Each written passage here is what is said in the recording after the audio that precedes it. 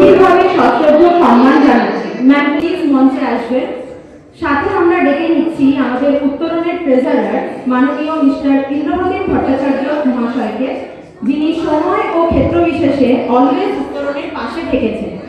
এবার আমরা উত্তরণের সকল ফ্যাকাল্টিদের মঞ্চে ডেকে নিচ্ছি স্যার এবং ম্যামকে সম্মান দেওয়ার জন্য। সবাই প্লিজ মঞ্চে আসবেন।